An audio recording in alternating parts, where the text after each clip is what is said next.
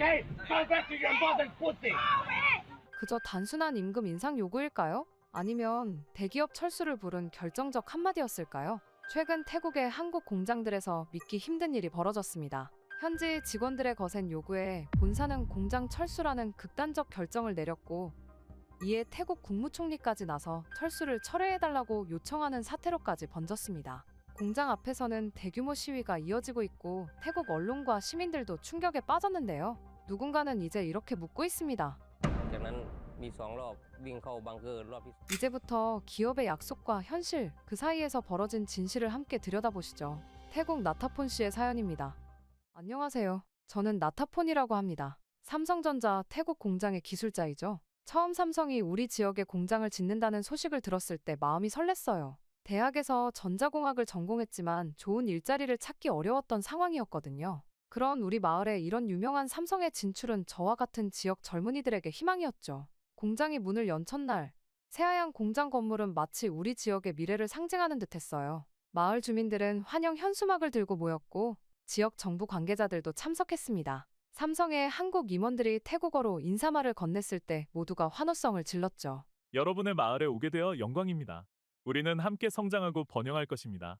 공장 내부는 상상했던 것보다 훨씬 현대적이었어요. 깨끗한 작업장, 최신 장비, 그리고 쾌적한 환경. 이전에 다녔던 작은 공장과는 비교할 수 없었습니다. 신입 교육도 체계적이었죠. 한국에서 온 전문가들이 직접 기술을 가르쳤고, 우리는 하루하루 새로운 지식을 흡수했습니다. 저는 더 열심히 일했고, 금방 주요 생산 라인의 기술 담당자로 인정받았습니다. 급여도 지역 평균보다 훨씬 높았어요. 한 달 월급을 받고 오토바이를 살 수 있을 정도였죠. 게다가 공장은 직원 복지에도 신경을 썼어요. 깨끗한 구내식당에서는 매일 맛있는 식사가 제공됐고, 직원 휴게실에는 에어컨이 시원하게 가동됐습니다. 주말에는 회사에서 마련한 체육대회와 문화행사가 열렸죠. 한국 문화를 배우는 강좌도 있었습니다. 저는 그곳에서 한국어를 조금씩 배우기 시작했어요. 지역사회도 변화했습니다. 공장 주변으로 새로운 상점들이 들어섰고 도로는 개선됐어요. 삼성은 지역 학교에 컴퓨터를 기증하고 장학금도 제공했습니다.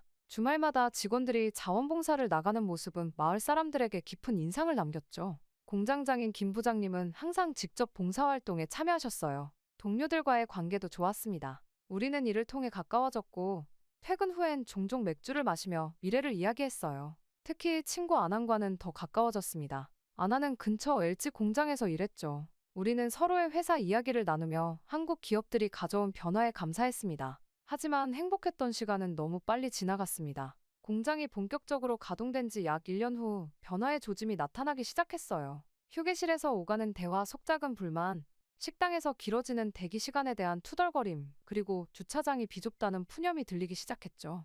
촌부리 지역 경제가 삼성 공장 덕분에 눈에 띄게 발전하면서 직원들의 삶의 수준도 함께 올라갔기 때문입니다. 공장 내 분위기도 서서히 변해갔죠. 처음엔 감사함으로 가득 차 있던 직원들의 눈빛이 점점 무언가를 더 요구하는 듯한 날카로움으로 바뀌었어요. 구내식당의 메뉴가 다양하지 않다는 불평, 에어컨이 충분히 시원하지 않다는 항해, 야간 근무 수당 인상 요구까지 하나둘 늘어나는 요구사항의 관리자들의 얼굴에는 긴장감이 느껴졌습니다. 특히 기억에 남는 사건은 복리후생팀 앞에 길게 늘어선 줄이었어요. 직원들은 더 많은 휴가, 더 높은 상여금, 가족 의료보험 적용 범위 확대 등을 요구했습니다. 김 부장님은 초반에 최대한 직원들의 요구를 들어주려 노력했죠. 주말 근무 수당을 인상하고 통근 버스 노선을 추가했으며 가족 행사도 더 자주 개최했습니다. 회사의 이런 노력에도 직원들의 만족감은 오래가지 않았어요. 한 가지를 들어주면 곧 다른 요구가 뒤따랐습니다. 마치 바닷물을 마시는 것처럼 갈증은 계속 커져갔죠. 저도 어느새 그런 분위기에 휩쓸려 더 많은 걸 원하고 있는 제 모습을 발견했을 때 깜짝 놀랐습니다. 어느 저녁, 퇴근 후 아난과 만나 이야기를 나눌 때였어요. 아난의 얼굴에는 피곤함이 역력했습니다. LG 공장에서도 비슷한 상황이 벌어지고 있다는 것을 알게 됐죠. 직원들의 요구는 끊임없이 늘어났고 회사 측은 점점 더 부담을 느끼고 있었습니다. 우리가 너무 많은 것을 바라는 건 아닐까? 제가 물었을 때 아나는 깊은 한숨을 내쉬었어요. 공장 내 회의실에서는 경영진들의 대화가 점점 더 심각해졌어요. 회의실 창문을 지나칠 때마다 무거운 공기가 느껴졌습니다. 한국에서 온 임원들의 표정도 점점 굳어졌죠. 처음에 환한 미소는 사라지고 대신 걱정의 주름이 깊어졌습니다. 저는 중간에서 균형을 유지하려 노력했지만 주변의 분위기는 점점 더 긴장되어 갔어요. 그러던 어느 날 공장 게시판에 작은 공지문이 붙었어요. 회사가 일부 복리후생 축소와 인력 효율화 계획을 발표한 것이었습니다. 세계 경제 상황과 경쟁 심화로 인한 불가피한 조치라는 설명이 있었죠. 그 순간 공장 전체에 긴장감이 감돌았어요. 처음에는 조용한 항의로 시작됐습니다. 직원들은 점심시간에 모여 회사의 결정에 대해 의견을 나눴어요. 저도 그 자리에 있었습니다. 얼굴들은 하나같이 불안과 분노로 일그러져 있었죠. 특히 최근 집을 구입하거나 대출을 받은 동료들의 눈빛은 절박함으로 가득했습니다. 한 주가 지나자 상황은 급속도로 악화됐어요. 일부 직원들이 근무 중 항의의 표시로 노란 리본을 달기 시작했습니다. 휴게실에서는 더 이상 웃음소리가 들리지 않았고 식당에서는 관리자들이 따로 앉게 됐죠. 회사와 직원 사이에 보이지 않는 벽이 생기기 시작했어요. 첫 번째 공식 항의는 한 달 후에 일어났습니다. 아침 교대 시간 약 50명의 직원들이 공장 정문 앞에 모여 피켓을 들고 서 있었어요. 저는 그들 사이를 지나 출근했지만 마음은 무거웠습니다. 그들의 외침이 옳은지 아니면 회사의 입장이 이해할 만한지 혼란스러웠죠. 직원 감축이 시작되자 분위기는 더욱 험악해졌어요. 매주 금요일마다 인사팀에서 퇴직 통지서가 나왔고 월요일이면 몇몇 친숙한 얼굴들이 사라져 있었습니다. 남은 사람들의 눈빛은 두려움과 분노가 뒤섞여 있었어요. 모두가 다음은 자신의 차례가 아닐까 불안해했죠. 지역 사회의 반응도 날카로워졌습니다. 공장 주변 상점들은 매출이 급감했고 부동산 가격도 하락하기 시작했어요. 한때 삼성을 환영했던 주민들이 이제는 배신감을 느끼고 있었습니다. 지역 신문에는 연일 비판 기사가 실렸고 시의회에서도 대책 마련을 요구하는 목소리가 높아졌죠. 가장 충격적인 순간은 공장 앞 대규모 시위였어요. 해고된 직원들과 그 가족들, 지역 주민들까지 약 300명이 모였습니다. 그들은 삼성의 기업 윤리를 비난하는 문구가 적힌 현수막을 들고 있었어요. 저는 공장 창문으로 그 광경을 지켜보며 가슴이 조여들었습니다. 약속을 지켜라. 태국 노동자를 존중하라. 우리의 생계를 돌려달라. 시위 물결은 LG 공장으로도 번졌어요. 안한에게서 들은 바로는 그쪽 상황도 별반 다르지 않았습니다. 두 한국 기업 모두 비슷한 시기에 비슷한 조치를 취했고 그로 인해 주민들은 이것이 계획된 행동이라고 의심했죠. 관리자들의 표정은 날이 갈수록 어두워졌어요. 한국에서 온 임원들은 더 이상 직원 식당에서 식사하지 않았고 항상 여러 명이 함께 다녔습니다. 보안 인력도 늘어났죠. 공장 전체에 팽팽한 긴장감이 흘렀어요. 시간이 갈수록 아침부터 공장 앞에는 평소보다 많은 시위대가 모여 있었어요. 근무 시간 내내 확성기 소리가 공장 안까지 들려왔고 작업하는 모든 사람들의 신경을 곤두세우게 했습니다. 그러다 점심시간이 끝나고 오후 작업을 시작하려는 순간이었어요. 갑자기 공장 내 방송이 울렸습니다. 모든 직원들은 자리에 앉아있으라는 지시였죠. 사무실 창문으로 보니 시위대가 공장 정문을 밀고 들어오려 했어요. 경비원들이 필사적으로 막고 있었습니다. 그때였어요. 김 부장님의 검은색 차량이 후문으로 빠져나가는 모습이 보였습니다. 누군가 그 사실을 시위대에 알렸는지 갑자기 약 50명의 사람들이 후문 쪽으로 달려갔어요. 보안 요원들이 막으려 했지만 역부족이었죠. 창문 너머로 보이는 광경은 지금도 제 머릿속에 선명합니다. 시위대가 김 부장님의 차량을 둘러싸고 있었어요. 처음엔 차를 흔들더니 이내 계란을 던지기 시작했습니다. 노란 액체가 검은 차체에 맺히는 모습이 선명했어요. 보안 요원들이 김 부장님을 보호하려 했지만 시위대의 분노는 이미 걷잡을 수 없이 커져 있었습니다. 그리고 일어나선 안 될 일이 벌어졌어요. 누군가 돌을 던졌습니다. 무거운 돌이 뒷유리창을 강타하는 순간 유리가 산산조각 났어요. 김 부장님의 비명소리가 들렸고 보안 요원들이 급히 그를 차에서 끌어내려 건물 안으로 대피시켰습니다. 제가 본 마지막 모습은 김 부장님의 뒤통수에서 흘러내리는 붉은 피였어요. 공장 내부는 순식간에 혼란에 빠졌습니다. 비상방송이 울렸고 모든 직원들에게 즉시 건물 안쪽으로 대피하라는 지시가 내려졌어요. 밖에서는 경찰 사이렌 소리가 점점 커졌습니다. 저는 창문을 통해 경찰차들이 도착하는 모습을 지켜봤어요. 시위대는 경찰과 대치하다가 서서히 해산되기 시작했습니다. 그날 저녁 공장은 일찍 문을 닫았어요. 모든 직원들이 긴급 소개됐고 경찰이 공장 주변을 지켰습니다. 집으로 돌아가는 버스 안에서 모두가 침묵했어요. 누구도 먼저 말을 꺼내지 않았지만 모든 이의 마음속에는 같은 생각이 들었을 겁니다. 이제 돌이킬 수 없는 선을 넘었다는 것을요. 그날 밤 안한에게서 전화가 왔습니다. LG 공장에서도 비슷한 시위가 있었지만 다행히 폭력 사태로 번지진 않았다고 했어요. 안한의 목소리에는 걱정이 가득했습니다. 두 회사 모두 이 사태를 어떻게 받아들일지, 앞으로 우리의 일자리는 어떻게 될지 불안해했죠. 다음 날 아침 공장은 문을 열지 않았어요. 정문에는 임시 휴업 공지만이 붙어 있었습니다. 소문은 빠르게 퍼졌어요. 김 부장님이 중상을 입고 방콕 병원으로 긴급 이송됐다는 이야기, 한국 본사에서 고위 임원들이 긴급 회의를 소집했다는 소식, 그리고 가장 두려운 소문, 삼성이 공장 철수를 고려하고 있다는 말이었죠. 일주일간 공장은 철저한 침묵 속에 잠겼습니다. 아무런 공식 발표도 없었어요. 저는 매일 공장 앞을 지나치며 불이 꺼진 건물을 바라봤습니다. 한때 활기찼던 그곳이 이제는 유령 건물처럼 느껴졌어요. 주변 상가들도 한산했고 사람들의 표정에는 불안감이 가득했습니다. 기다림의 시간은 길었습니다. 공장이 문을 닫은 지 열흘째 되던 날, 마침내 공식 발표가 있었어요. 아침 일찍 모든 직원들에게 문자 메시지가 도착했습니다. 공장 정문 앞에서 중요 발표가 있으니 참석하라는 내용이었죠. 메시지를 읽는 순간 제 손이 떨렸어요. 가슴 한켠에 자리 잡은 불안이 현실이 될 것 같은 예감이 들었습니다. 그날 아침 공장 앞에는 약 500명의 직원들이 모였어요. 흐린 하늘 아래 모두의 표정이 어두웠습니다. 삼성 태국 법인 대표이사가 마이크 앞에 섰을 때 주변은 순식간에 조용해졌어요. 그의 첫마디에 제 심장이 멎는 듯했습니다. 글로벌 공급망 혼란과 원자재 가격 급등으로 인해 태국 공장 운영을 지속하기 어려운 상황이 되었습니다. 따라서 삼성전자는 태국 공장 철수를 결정했음을 알려드립니다. 그 순간 주변에서 비명과 울음소리가 터져나왔어요. 누군가는 바닥에 주저앉았고 다른 이들은 분노를 참지 못해 소리를 질렀습니다.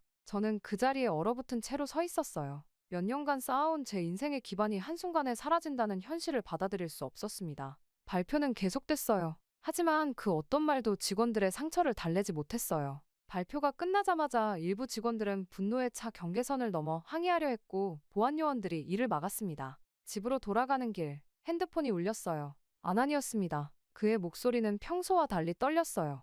LG도 같은 날 같은 이유로 철수 결정을 발표했다는 소식이었습니다. 두 한국 회사가 동시에 철수를 결정했다는 사실에 머리가 어지러웠어요. 이것이 우연인지 아니면 계획된 것인지 의심이 들었습니다. 그날 밤 지역 주민센터에는 수백 명의 직원들이 모였어요. 분노와 절망, 배신감으로 가득 찬 목소리들이 밤 공기를 가득 채웠습니다. 누군가는 법적 대응을 제안했고 다른 이들은 대규모 시위를 계획했어요. 슬픔에 잠긴 가족들의 눈물 속에서 저는 제 미래가 불확실한 안개 속으로 사라지는 것을 느꼈습니다. 다음 날 아침, 지역 신문은 두 한국 기업의 철수 소식을 대대적으로 보도했어요. 현지 정치인들은 즉각 성명을 발표하며 기업의 사회적 책임을 강조했고 지역 경제에 미칠 타격을 우려했습니다. 시내 곳곳에는 항해 현수막이 걸렸고 소셜미디어에서는 한국 기업에 대한 비난이 쏟아졌어요. 공장 정문 앞에서는 연일 시위가 이어졌습니다. 해고된 직원들과 가족들, 지역 주민들까지 합세해 항의의 목소리를 높였어요. 저도 그곳에 있었습니다. 분노보다는 슬픔이 더 컸어요. 한때 희망과 기회를 주었던 그 거대한 건물이 이제는 배신의 상징으로 변해버렸습니다. 가장 충격적인 순간은 동료 티라왓의 절규였어요. 공장 철문 앞에서 그는 무릎을 꿇고 울부짖었습니다. 새아이의 아버지인 그에게 이 회사는 단순한 직장이 아닌 가족의 생존이 달린 곳이었어요. 그의 고통 앞에서 저는 무력감을 느꼈습니다. 며칠 동안 저는 집에서 나오지 못했어요. 핸드폰은 꺼두었고 뉴스도 보지 않았습니다. 하지만 현실을 피할 수는 없었죠. 주변의 모든 것이 변하고 있었어요. 공장 주변 상점들은 하나둘 문을 닫았고 아파트 가격은 급락했습니다. 지역 전체가 불확실성의 그림자에 휩싸였어요. 철수 결정 이후 결국 분노는 행동으로 이어졌습니다. 우리 직원들 사이에서 한국 본사에 직접 항의하자는 목소리가 커졌어요. 티라왓이 먼저 나섰고 저도 동참했습니다. 곧 대표단이 꾸려졌죠. 직원 대표 7명과 지역 유지 3명, 총 10명이었어요. 지역 주민들이 모금한 비용으로 항공권을 구매했습니다. 출발 당일 공항에는 많은 사람들이 모였어요. 해고된 동료들, 그들의 가족들, 그리고 지역 주민들이 저희를 응원하기 위해 왔습니다. 그들의 간절한 눈빛을 보며 이번 방문의 중요성을 다시 한번 느꼈어요. 이것은 단순한 항의가 아닌 수백 명의 생계가 걸린 중대한 임무였습니다. 비행기 안에서 티라왓은 계속해서 계획을 점검했어요. 항해 내용, 요구사항, 질문 목록까지 세세하게 준비했습니다. 저는 영어와 간단한 한국어 표현을 연습했어요. 제 발언이 단 한마디라도 그들의 마음을 움직일 수 있기를 바랐습니다. 한국에 도착한 첫 느낌은 압도적이었어요. 서울의 거대한 도시 풍경과 바쁘게 오가는 사람들 사이에서 저희의 임무가 더욱 어렵게 느껴졌습니다. 저렴한 호텔에 짐을 풀고 바로 삼성 본사 위치를 확인했어요. 다음 날 아침 일찍 출발하기로 했습니다. 다음 날 대표단은 정장을 갖춰 입고 삼성 본사로 향했어요. 대형 유리 건물 앞에 서니 가슴이 뛰었습니다. 로비에 들어서자 보안 직원이 저희를 막았어요.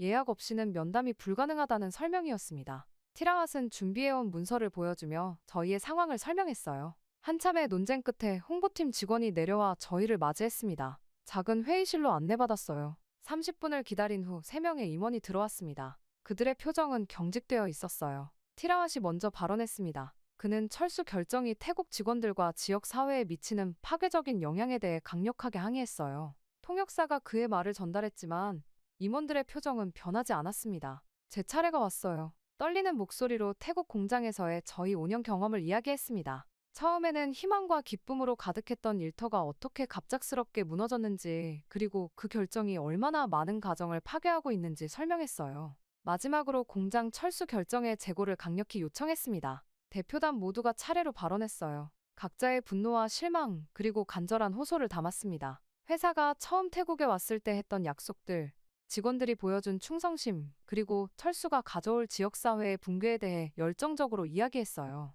임원들은 묵묵히 들었지만 그들의 표정에서 결정을 바꿀 의지는 보이지 않았습니다. 티라왓은 마지막으로 준비해온 주민들의 서명이 담긴 청원서를 제출했어요. 수천 명의 서명이 담긴 두꺼운 서류였습니다. 그는 이것이 단순한 종이가 아니라 수천 명의 삶과 희망을 담고 있다고 강조했습니다. 회의실 안에 무거운 침묵이 흘렀어요. 항의는 계속됐습니다. 저희는 각자의 생생한 경험과 고통을 전달하기 위해 최선을 다했어요. 저는 김 부장님이 공장에서 얼마나 직원들을 배려했는지, 그러나 갑작스러운 철수 결정이 그동안의 신뢰를 어떻게 무너뜨렸는지 이야기했습니다. 마음속 깊은 감정을 모두 꺼내 보였어요. 그날의 회의는 그렇게 끝이 났죠. 다음 날 아침 긴장된 마음으로 다시 삼성 본사를 찾았습니다. 어제와는 다른 회의실로 안내받았어요. 더 넓고 밝은 공간이었습니다. 테이블 위에는 물과 간식이 준비되어 있었고 벽면에는 프로젝터 스크린이 설치되어 있었어요. 무언가 달라진 분위기를 느꼈습니다. 회의실 문이 열리고 어제보다 많은 임원들이 들어왔어요. 그중 가장 나이든 임원이 먼저 발언했습니다. 그는 어제 저희의 이야기를 모두 녹취해 CEO에게 전달했고 오늘은 더 구체적인 내용을 공유하고자 한다고 했어요. 그 순간 저는 가슴이 두근거렸습니다. 스크린에 영상이 나타났어요. 태국 공장의 생산성 그래프와 각종 지표들이었습니다. 지난 2년간 공장의 생산성이 급격히 하락했고 품질 문제도 증가했음이 숫자로 드러났어요. 노조의 잦은 파업으로 인한 생산 차질도 구체적인 날짜와 시간으로 정리되어 있었습니다. 저는 숨이 막혔어요. 이 모든 사실을 저희는 제대로 알지 못했습니다. 노조 대표들이 직원들에게 공개하지 않았던 내용이었어요. 회사가 요구를 수용하지 않을 때마다 노조는 파업으로 대응했고 이는 생산에 심각한 지장을 초래했다는 사실이 명확했습니다. 더 충격적인 내용이 이어졌어요. 테러 사건으로 중상을 입은 김 부장님의 현재 상태에 대한 보고였습니다. 스크린에 병원 보고서가 나타났어요. 김 부장님은 두개골 골절과 뇌출혈로 수술을 받았고 아직도 의식이 온전히 돌아오지 않은 상태였습니다. 병원비만 5천만 원이 넘게 지출됐고 가족들은 극심한 스트레스에 시달리고 있었어요. 저도 모르게 눈물이 흘렀습니다. 김 부장님은 항상 직원들에게 친절했어요. 태국 명절에는 직접 선물을 준비해 나눠주고 직원 가족들의 경조사에도 참석했습니다. 그런 분이 지금 병상에 누워있다는 사실이 가슴을 무겁게 했어요. 다음으로 회사가 준비한 지원 계획이 공개됐습니다. 예상과 달리 삼성은 이미 철저한 직원 지원 프로그램을 준비하고 있었어요. 퇴직금 외에 추가 보상금, 재취업 교육 프로그램, 협력사 취업 알선, 그리고 지역 경제 회복을 위한 기금 조성까지. 철수 결정이 불가피했지만 그 여파를 최소화하기 위한 노력이 엿보였습니다. 티라왓이 질문했어요. 왜 이런 내용을 미리 알리지 않았는지, 왜 철수가 불가피한지에 대해서요. 임원은 솔직하게 답변했습니다. 글로벌 경쟁 심화, 태국보다 저렴한 인건비의 베트남과 인도네시아 공장, 그리고 무엇보다 생산성 저하와 계속된 노조 파업이 결정적이었다고요. 회사로서는 어쩔 수 없는 선택이었다는 설명이었습니다. 특히 충격적이었던 것은 삼성이 태국 공장을 지키기 위해 여러 차례 본사 차원의 지원을 보냈다는 사실이었어요. 하지만 노조와의 갈등이 해결되지 않자 결국 철수를 결정할 수밖에 없었다고 했습니다. 저는 그동안 저희가 알지 못했던 또 다른 측면의 진실을 마주하게 됐어요. 회의는 예상과 다른 방향으로 흘러갔습니다. 항의하러 왔던 저희는 어느새 진정한 대화의 자리에 앉아 있었어요. 티라왓의 굳었던 표정이 점차 풀어지고 수파는 연신 메모를 하며 고개를 끄덕였습니다. 저 역시 복잡한 감정에 휩싸였어요. 분노와 실망감 속에서도 이해와 수용의 마음이 조금씩 자라났습니다. 마지막으로 임원은 저희에게 제안했어요. 철수는 불가피하지만 직원들을 위한 지원 프로그램을 함께 개선하고 보완하자는 내용이었습니다. 저희의 의견을 듣고 실질적으로 도움이 될 수 있는 방안을 함께 모색하자는 것이었어요. 회의실을 나오며 저는 생각했습니다. 이 모든 상황이 단순한 흑백 논리로 설명될 수 없다는 것을요. 복잡한 현실 앞에서 저희는 새로운 이해와 협력의 가능성을 발견하게 됐습니다. 태국으로 돌아가 이 진실을 어떻게 전달할지, 그리고 앞으로 어떤 방향으로 나아갈지 고민이 깊어졌어요. 이후 태국으로 돌아오는 비행기 안에서 저는 창밖을 바라보며 지난 며칠간의 경험을 정리했습니다. 분노와 항의의 마음으로 한국에 갔지만 돌아오는 길에는 복잡한 감정과 새로운 책임감이 가슴에 자리 잡았어요. 티라왁과 다른 대표 단원들의 표정에서도 비슷한 변화가 느껴졌습니다. 공항에 도착하자 많은 사람들이 저희를 기다리고 있었어요. 기자들, 해고된 직원들, 지역 주민들이 저희의 성과를 알고 싶어 했습니다. 그들의 기대에 찬 눈빛 앞에서 저는 잠시 말을 잃었어요. 단순히 성공 또는 실패로 설명할 수 없는 복잡한 진실을 어떻게 전해야 할지 고민됐습니다. 다음 날 아침, 지역 커뮤니티 센터에서 큰 설명회가 열렸어요. 넓은 홀이 사람들로 가득 찼습니다. 티라왓이 먼저 발표를 시작했고, 저도 단상에 올라 한국에서 알게 된 사실들을 솔직하게 전달했어요. 노조의 지속적 파업과 생산성 저하가 철수 결정에 큰 영향을 미쳤다는 사실, 김 부장님의 현재 상태, 그리고 삼성이 준비한 직원 지원 프로그램에 대해 설명했습니다. 처음에는 분노와 불신의 목소리가 높았어요. 일부 직원들은 저희가 회사에 매수되었다고 비난했고, 다른 이들은 사실을 부정했습니다. 하지만 저희가 가져온 자료와 증거들이 하나둘 공개되면서 분위기가 서서히 바뀌기 시작했어요. 특히 김 부장님의 병원 사진을 보며 많은 사람들이 충격을 받았습니다. 가장 격렬하게 반응했던 노조 대표도 점차 말이 없어졌어요. 그들이 직원들에게 숨겨온 사실들이 드러나면서 신뢰가 무너지고 있었습니다. 저는 사실만을 전달하려 노력했어요. 누구를 탓하거나 비난하기보다는 모든 측면의 진실을 공유하는 것이 중요하다고 생각했습니다. 설명회 이후 며칠간 지역 사회는 깊은 성찰의 시간을 가졌어요. 분노는 서서히 현실 인식으로 바뀌었고,